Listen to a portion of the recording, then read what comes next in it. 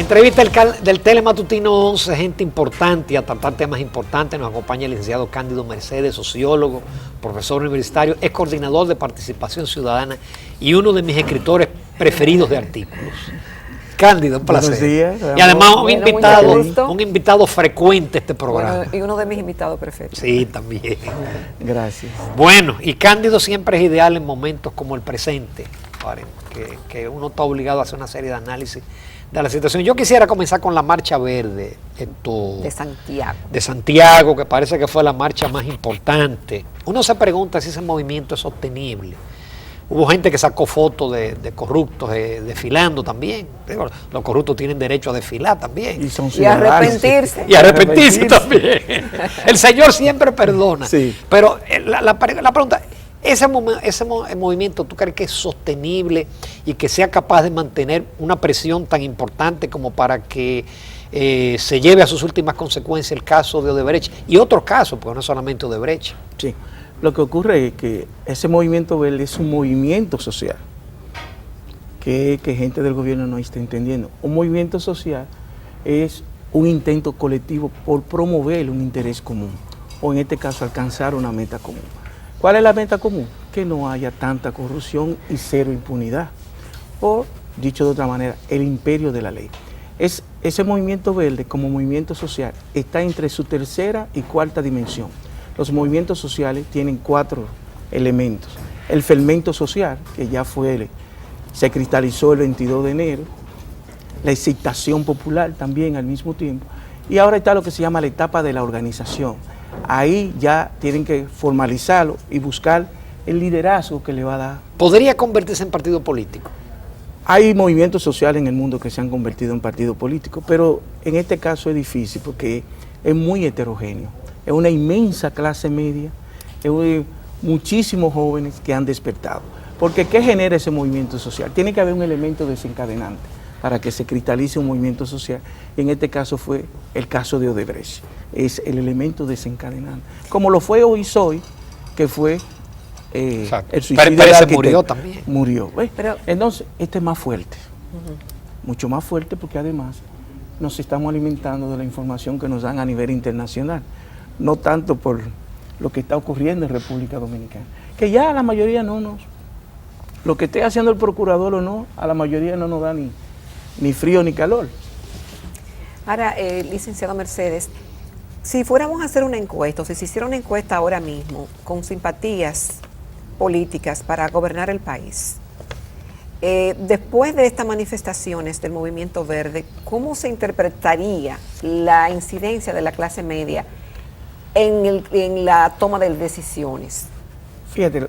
¿Cómo se haría? Hay una tensión. ¿Y cómo se representarían dentro del sistema que tenemos? Exacto. Fíjate, hay una tensión estructural en República Dominicana.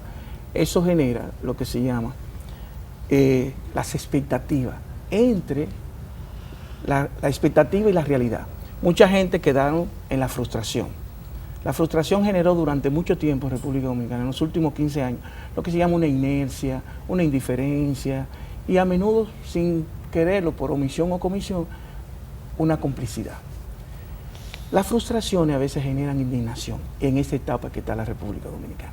Una indignación frente a la impunidad. Porque, insisto, no hay ningún país en el mundo inmune a la corrupción. No hay ningún país en el mundo. Bueno, Noruega saca 90 de 100, lo que quiere decir que le faltan 10 para llegar a 100. Exacto. Porque eso tiene consecuencias biológicas, psicológicas y sociológicas. En Noruega, yo no robo porque mi familia es la primera que me va a dar la presión social. Y luego, el marco institucional allí cae, independientemente de la jerarquía social que usted ocupe, económica y política. Cae. ¿Por qué? Porque prevalece la justicia como mecanismo formal de contrapoder. Todo aquel que comete un comportamiento desviado, un delito en este caso, va preso, tiene que pagar.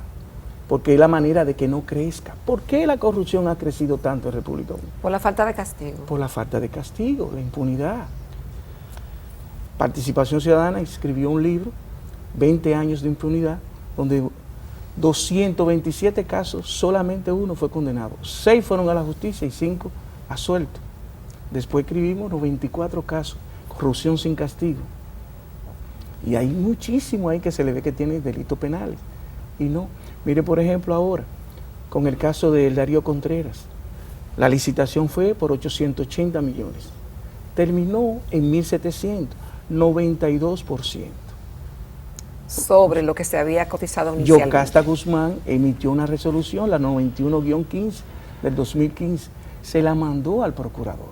Participación Ciudadana ha enviado 3 cartas después de eso y no se ha hecho nada. Y por ahí andan la gente que cometieron esos delitos, que tienen consecuencias penales. Y no se ha hecho nada.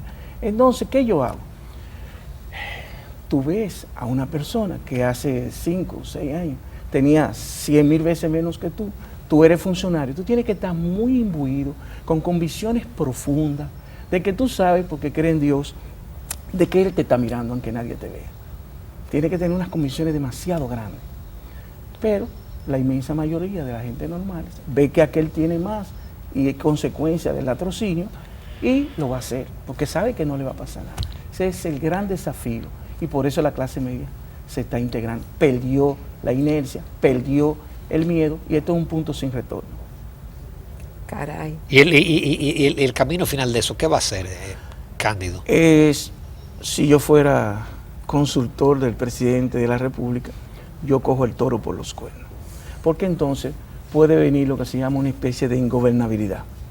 Muy difícil.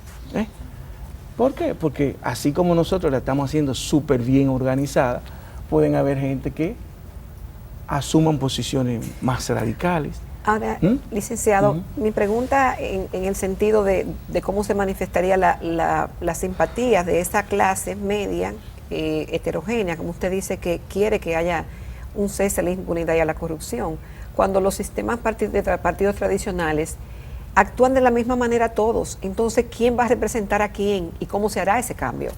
El dolor es que cuando hay vacío de liderazgo, alguien lo tiene que llenar. Y eso es lo que uno le está diciendo a Danilo Medina. Y a veces el que lo llena no necesariamente es lo mejor. Es mejor que el que estaba, o viceversa. Entonces, ese es el gran dilema. Por eso hay que coger el toro por los cuernos y propiciar de que no siga existiendo impunidad. Porque eso le hace mucho daño. Cándido. Fíjate que nosotros, la clase media, media alta, tenemos que pagar impuestos. Pero todo lo que los partidos son iguales, lo que tenemos ahora, y entonces, mi pregunta sigue siendo la misma. Entonces, ¿quién nos va a representar diferente? Ahí está el gran desafío, porque en medio de la crisis surgen nuevos liderazgos. Por ejemplo, Francisco Alberto Camaño Deño no era el líder de esa revolución. Se enferma Ramírez y Flota era la superficie como líder, que es lo que uno no quiere, porque lo más hermoso es hacer lo que se llama el cambio proactivo, no el cambio reactivo como consecuencia de la crisis. Porque cuando hay crisis, entonces todos somos perdedores. De lo que se trata en una sociedad de ver cómo negociamos, ganar, ganar, para que no entremos en una crisis. Porque en una crisis perdemos todos y todas. Yo quiero aprovechar de que Cándido escribe muy bien de economía. A veces yo lo leo y digo, pero acá él estudia economía y maneja las cifras. ¿Qué te parece el informe del directorio del Fondo Monetario Internacional? Ustedes saben que esos organismos internacionales son muy diplomáticos, sí, pero nos habla, está bien el crecimiento de la economía, más o menos un manejo fiscal, más o menos, pero nos habla de que hay espacio para la calidad del gasto, que hay que hacer reformas estructurales profundas. Y ya a diciembre del 2016, el endeudamiento ya alcanzaba el 49.7% del PIB. Y el PIB en estos momentos son 75,000 millones de dólares. Y eso es insostenible. Entonces, si eso es insostenible y hay un compromiso, por eso es que en República Dominicana no hemos tenido estadistas. Estadista no es todo el que maneja el Estado. Estadista es aquel que tiene un compromiso con el futuro. Entonces, de cara a mediano y largo plazo. ¿No hemos tenido estadistas? No hemos tenido. Qué mala suerte, entonces. Presidente. Los presidentes lo que pasa, piensan en las próximas elecciones. Sí. Churchill dijo eso. El estadista piensa en el futuro. En el futuro, con visión. Señores, nos están diciendo, hasta los organismos internacionales, como el FMI, que es el paraguas del sistema capitalista, nos están diciendo, miren, es insostenible. O sea, no lleguemos hasta allí. Óyeme, que el 25% de lo que recauda la economía dominicana se va en pago de intereses nada más. de intereses, no del pago del saldo de la deuda, que es el 37%. Es increíble. Actualmente, en el pago del saldo de la deuda, el Estado Dominicano está gastando más que lo que gastamos, lo que invertimos en educación y en salud juntos. Solamente en intereses.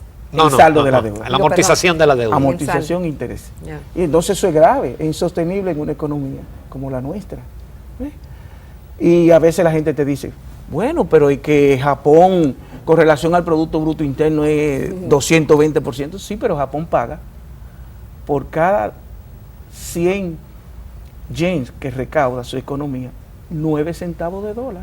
Y nosotros estamos pagando 39. Porque también son países con una presión tributaria elevada. Elevadísima. Entonces no podemos compararlo con relación al PIB, sino con lo que estamos pagando como consecuencia de lo que ingresa a la economía, propia de la economía. Fíjese que tenemos más de 10 años con déficit fiscal. Andamos por 858 mil millones.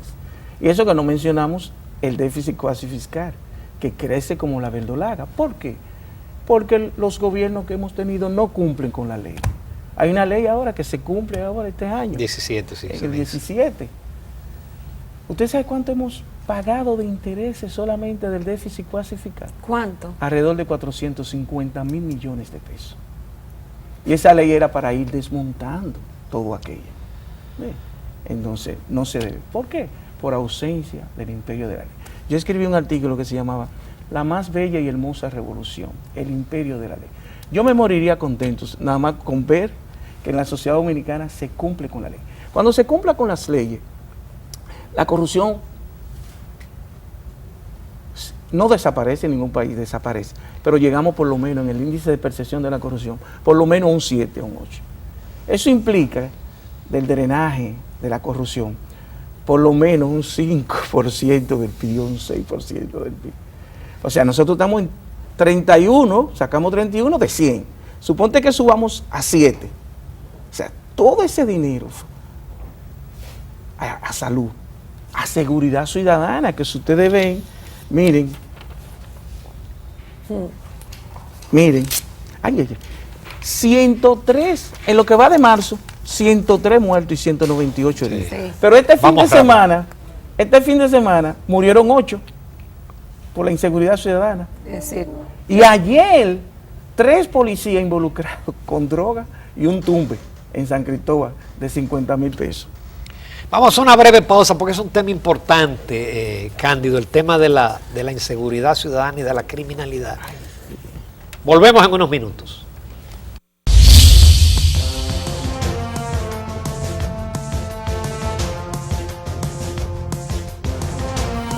Continuamos esta mañana en Telematutino 11 y estamos conversando con el licenciado Cándido Mercedes, sociólogo, ex coordinador de participación ciudadana, profesor universitario y un distinguido articulista. Un tema que usted lo puso antes de irnos a la pausa y que preocupa grandemente a la población dominicana, como es el tema de la seguridad. Bueno, es que todo el mundo ve cómo está este tema y lo está sintiendo en carne propia, el temor que se ha apoderado de la gente de que no quiere salir por temor a que le pueda pasar algo en nuestras calles. ¿Cuál es la explicación que se tiene? Muchos dicen que, aquí nos han dicho algunos invitados, que es un problema de falta de recursos para equipos y pagarle mejor a la policía. Otros entienden que es falta de oportunidades para los jóvenes. Otros dicen que no, que es el narcotráfico. ¿Cuál es la versión suya de tanta inseguridad en la República Dominicana? Es un problema holístico, muy abarcador, es multicausal. Es cierto, desde el Estado no se ha asumido una política pública fuerte, convincente. Ese es número 1. Número 2, acuérdense que el desempleo en República Dominicana es 14.3, ampliado, pero en los jóvenes es 30%. Nosotros somos el país de la región que más ni tiene, ni estudia ni trabaja. El 21% de los jóvenes entre 15 a 24 años en NINI, o sea, están desafiliados institucionalmente. Y el ocio ya usted sabe lo que da. Las necesidades ya usted sabe lo que da. Pero también está el problema de la droga. Aquí hubo una vez que se dijo que habían 40,000 puestos de drogas. 50. Bueno, deben andar por los 60,000. Porque en los años 80 La droga venía a República Dominicana, ¡fua! Y como venía se iba. Luego a partir de los 95, cuando vieron que la economía dominicana iba floreciendo, los narcotraficantes son inteligentes y tienen expertos para eso. Dijeron, no, tienen mercadólogos. En especie. Y pagan en especie. Entonces, al pagar en especie, viene lo que se llama el microtráfico en los barrios y todo eso. Y una inmensa clase media también, clase alta, donde la familia es cuasi disfuncional. Los padres están haciendo dinero y con el pluriempleo, pero no hay cariño, no hay afecto, no hay amor, no le dedican tiempo. Y entonces esos niños ya grandes se crían como con una especie de vacío existencial. Hicimos un estudio ahora, nosotros tenemos un proyecto que se llama Justicia y Seguridad, y el jueves, Taira Vargas, a nombre de PC, que hizo la investigación, se hizo un estudio cualitativo.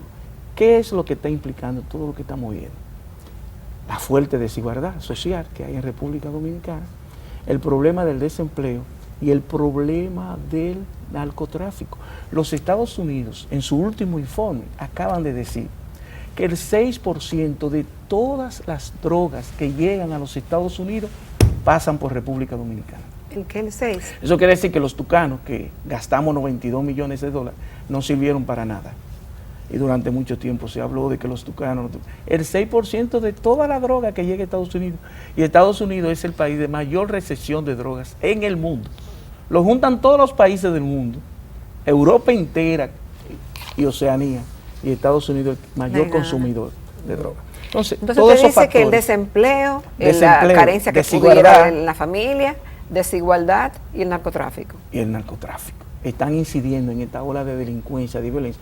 Y en eso, la ausencia de una política pública creíble, además el liderazgo referencial. Ahora, es desmontable esto que se ha formado aquí, que como usted explica es multicausal.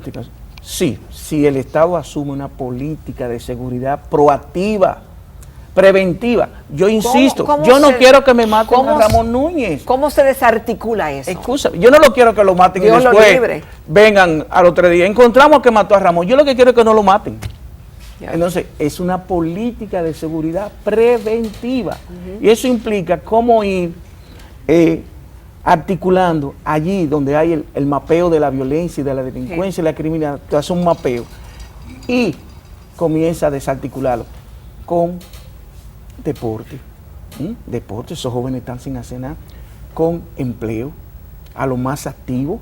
Fíjate que aquí no tenemos ni siquiera un informe, como yo digo, de las características de los delincuentes. No hay estudio. Fíjate que hay... Alguien tiene que tenerlo. Delincuentes habituales. Hay delincuentes ocasionales. Pero hay delincuente nato. Su naturaleza psicológica, biológica. Entonces esa gente tú no la puedes sacar de la cárcel. Porque ¿qué es lo que van a hacer? Y el problema es que lo sacan. Sí, son natos. Esa es su naturaleza.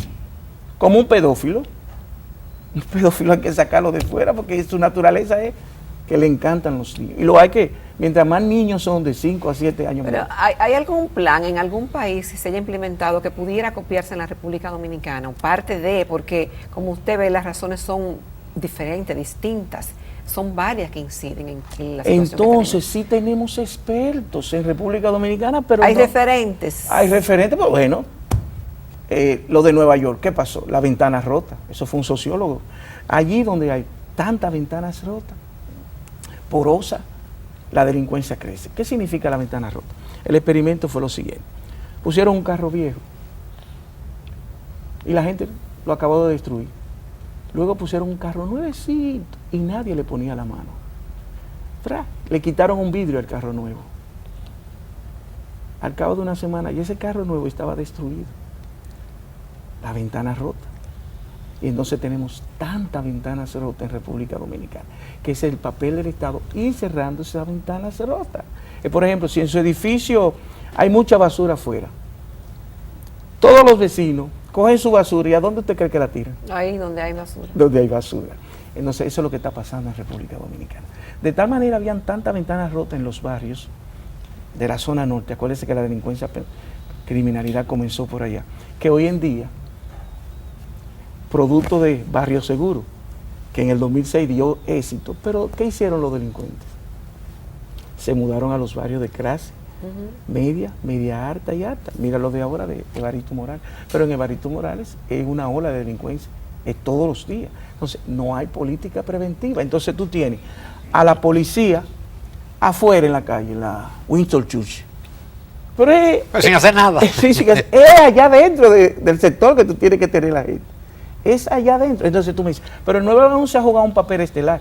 Sí, pero el 911 es preventiva para cuando suceden los casos, entonces decir, mira, esto fue lo que pasó. Y eso no es lo que yo quiero. Pero el problema es que esos dos muchachos que ya atraparon, ¿cuánto le van a cargar?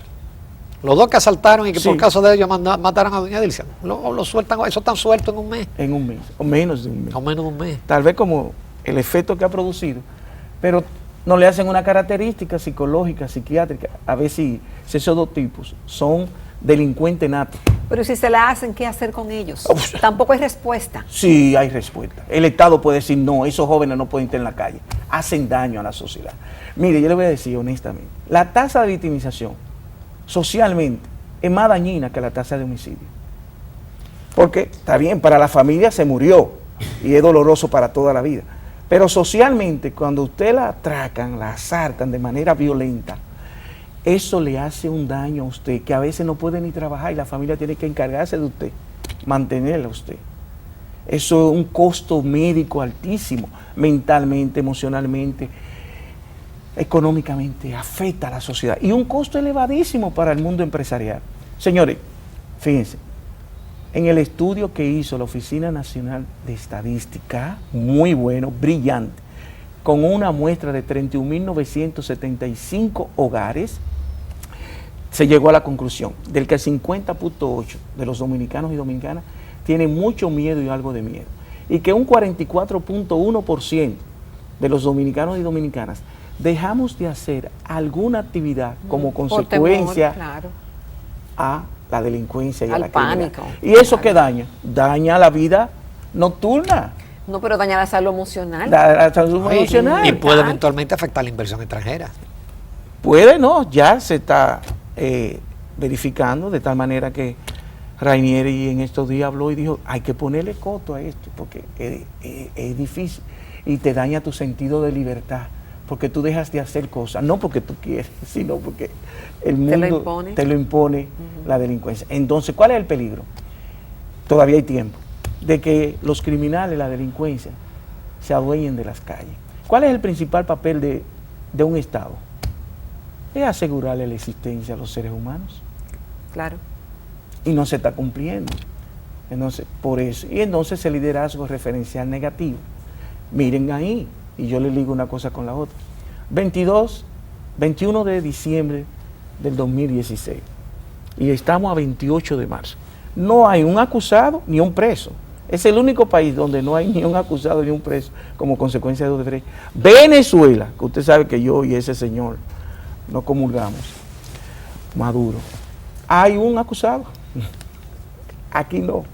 Y aquí fue donde más grande fue la corrupción de esa empresa delincuente llamada Odebrecht. Cándido fueron 92 y Venezuela 98 y Brasil 349 millones de dólares. Sí, pero en términos de territorio, en términos de población, en términos de adenas y de sobrevaluación, República Dominicana ha sido el peor país en materia de la delincuencia. ¿Usted cree que no habrá una respuesta de la Procuraduría? Está muy, muy lenta, hay demasiado listado, porque fíjese qué pasa, cuando usted no ejerce un liderazgo proactivo, ¿qué viene? Viene lo negativo, vienen los rumores. Hace mucho que debieron haber ya, por lo menos, acusado formalmente. Ángel Rondón dijo que sí, que recibió los 92 millones de dólares. Claro, él... Solo había que chequear su declaración del impuesto sobre la renta. Pero hace rato que debió salir eso, hace 3 meses, porque eso te lo haga. ¿Cuánto pagó? ¿Cuánto pagó de esos 92 millones de dólares? Pero además que es mentira. ¿Qué empresa le va a pagar a una gente 92 millones de dólares, casi 4.000 millones de pesos? Que no sea para lo que se hizo. O sea, eso es. Lo que pasa es que Ángel Rondón tiene unas relaciones políticas al más alto nivel en República Dominicana. En todos los gobiernos. En todos los gobiernos, y entonces eso es lo que es la impunidad. Tú le estás diciendo a la sociedad que aquí hay gente, en este caso como en el siglo XIX, gente de primera, gente de segunda, gente de tercera y gente de cuarta. La gente de primera son los que tienen el más alto poder político. Pero ¿qué pasa? Que en todas las sociedades modernas, donde existe un Estado social, democrático de derecho, no hay gente de primera ni hay gente de segunda para la ley. Hay gente que cumplen con las leyes y gente que no las cumplen. Entonces eso es. Mire, licenciado, cambiando de tema, pero en la misma tónica, la Junta Central Electoral anunció que hoy habrá una reunión importante en el Congreso y parece ser que los actuales miembros de la Junta tienen un interés en que se apruebe la ley de partidos. ¿Cómo usted ve eso? ¿Tiene usted alguna esperanza de que eso pueda ocurrir? Sí, porque también llegó a su punto de inflexión. Nosotros no podemos asistir al 2020 sin una ley de partido político y una ley de régimen electoral, que hay un desfase entre la ley electoral y la Constitución del 2010, en su artículo 212, 211 y 216, hay un desfase, se exige de manera impostergable. Eso es parte de lo que la partidocracia dominicana, en su anacronismo, en su viejo paradigma, están haciendo mal. Se necesita, la sociedad también se va a tener que empoderar. ¿Por qué? Porque los partidos políticos hacen lavado, reciben dinero de títere y mundato, legales y no legales, no rinden cuentas. Entonces tú no puedes crear una casta política que esté por encima de las leyes, que esté por encima de la institucionalidad. Reciben dinero de todo el mundo, no rinden cuentas, no hay límite. Y una sociedad no puede ser así. Entonces, si seguimos así, esa crisis de los partidos políticos en los próximos meses, desgraciadamente puede haber un crecimiento de la ingobernabilidad en República Dominicana, que es lo que realmente no queremos. Pero los de arriba tienen que cambiar. Cándido Mercedes, como siempre, muy agradecido de tus observaciones, de tus análisis, de tu punto de vista. Por eso te sigo toda la semana en tus artículos. Gracias por la invitación. Gracias. Nos vamos a comerciales, cambiamos un poquito de tema. Vamos a hablar de fútbol. El fútbol ha penetrado muchísimo en la República Dominicana. Vamos a hablar con dos personalidades del Campus Experience del Real Madrid. Los que saben de fútbol saben lo que es Real Madrid, ¿verdad? En unos minutos.